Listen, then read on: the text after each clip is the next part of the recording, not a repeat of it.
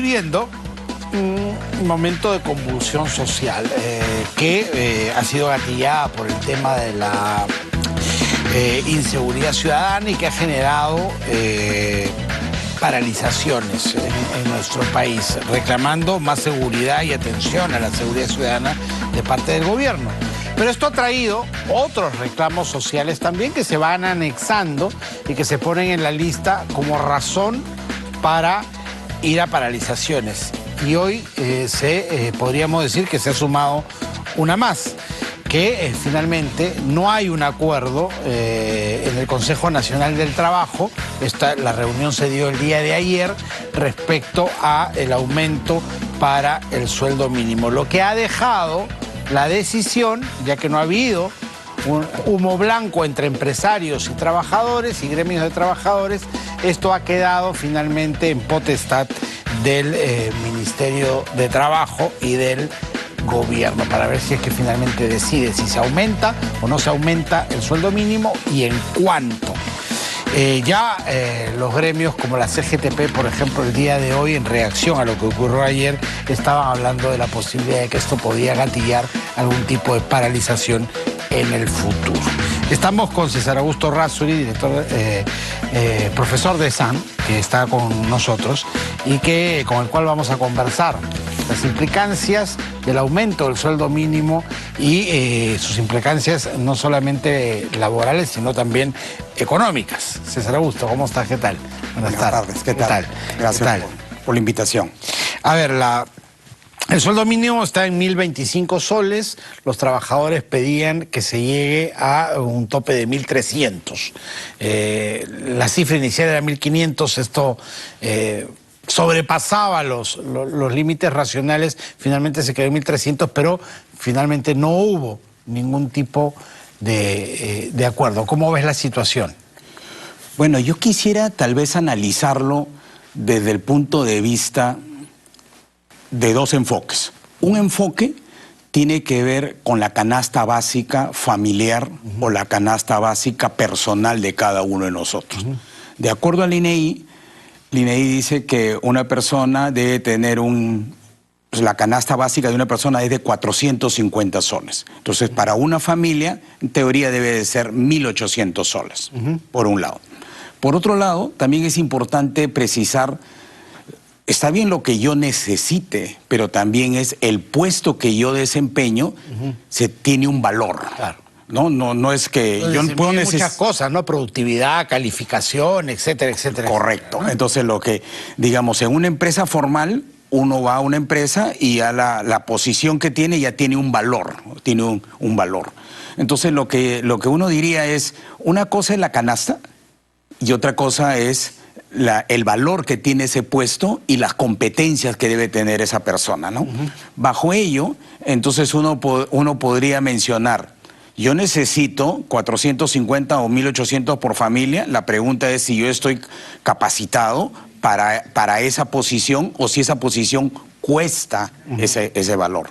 Otro tema también importante es que el sueldo mínimo cualquiera, al final en ese sueldo se está considerando tu seguro social que paga el empleador, se está considerando el AFP, el 13% que te deducen de tu remuneración, si se quiere decir, y en términos porcentuales, la remuneración básica que yo pueda tener equivale como costo para la empresa a un 45-50% más. O sea, entonces, si tú me aumentas 100 soles, en realidad me estás aumentando 140 o 150 soles. Como costo para la empresa. Para la empresa. Correcto. El salario que recibo más todos los costos que la empresa tiene que asumir. Entonces, si vemos, ahí hay un impacto en el tema de los costos salariales, que se podría decir. Entonces, sobre el sueldo básico, más o menos ponle un 45-50% es el impacto que tiene que ser.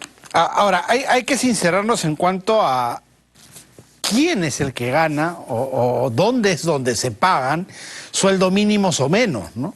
¿En la gran empresa se paga sueldo mínimo o los sueldos están por encima? Están por encima. Por encima. Ahí sacamos del juego a la gran. En la mediana empresa se paga sueldo mínimo. Están por encima. Por encima. Entonces nos quedamos con la pequeña y microempresa. Correcto. Es ahí donde se pagan sueldos mínimos. Correcto. O sea, no son en los grandes empresarios, sino más bien en los emprendedores y pequeños empresarios los que pagan sueldo mínimo, digámoslo así. Correcto. O podrían pagarlo. Y los sueldos mínimos se pagan además en la formalidad, porque en la informalidad, que es casi el 80% de la fuerza laboral, ahí sí el arreglo es absolutamente ambiguo, ¿no? Claro. Bueno, uno diría que tal vez como una forma de, como uno diría, ¿no? Para que yo te pueda pagar más, tiene que el país crecer más. Claro. ¿No? Por un lado tiene que haber mayor demanda. Entonces debería estar el sueldo, debe estar en función o a la productividad laboral o tal vez a la estructura del costo del servicio del producto con respecto al costo salarial, ¿no? Entonces yo tengo mi costo salarial, tengo llamemos el costo total del producto, tiene el costo salarial, tiene los gastos administrativos, tiene el costo de producción, etcétera. Entonces podría ser una forma, ¿no?, de medir. Otra, indudablemente, que es la productividad laboral. Si hay, te doy un dato, tal vez en Chile hay mayor productividad laboral que el Perú. Por poner un ejemplo, tal vez 5 personas pueden hacer algo en Chile, mientras que aquí en el Perú se requiere de 8 personas. Entonces hay mayor productividad. Y eso es lo que tiene que buscar el Perú, esa productividad laboral. ¿Y por qué camino se transita para conseguir una mejor productividad? ¿Calificación mayor, tecnificación, todas juntas?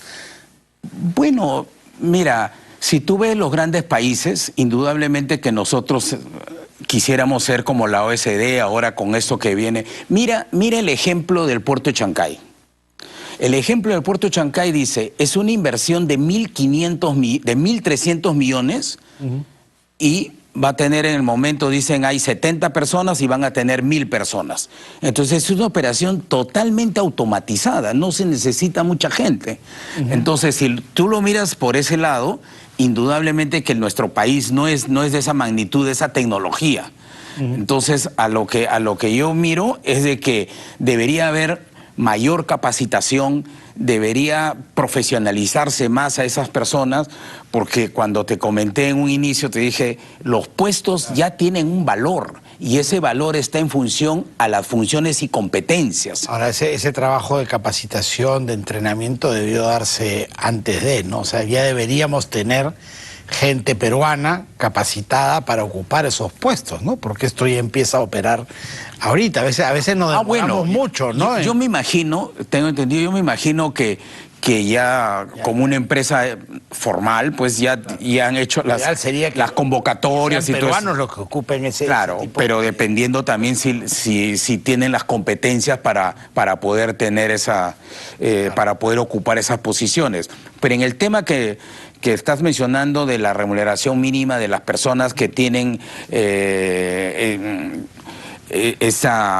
les asignan ese sueldo, yo creo que la solución está productividad, capacitación, tecnología, ¿no? En ese nivel deberíamos mantenernos, ¿no? Yo creo que por ahí el Perú podría mejorar no solamente en la productividad, sino también en la rentabilidad de las empresas. Entonces el empresario diría lo que verdaderamente dice el mercado y le estoy pagando a este señor lo que verdaderamente se merece de acuerdo a su productividad.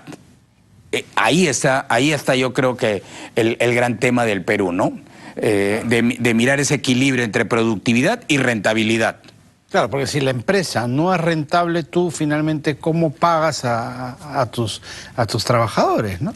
Claro, y ya te estoy comentando de que de alguna forma pues el costo salarial sobre el sueldo básico prácticamente es un 45-50%, porque tienes que asignarle gratificaciones, tienes que asignarle CTS, tienes que asignarle asignación alimentaria, todo eso es un costo. Claro, y hay que tener cuidado porque si uno presiona mucho ahí, esas empresas que son, ya hemos dicho, las micro y las pequeñas empresas, podrían resbalarse siendo formales, podrían resbalarse al sector informal, ¿no? Y eso no es lo que queremos. Más bien queremos ganar más, cada vez tener más empleo formal.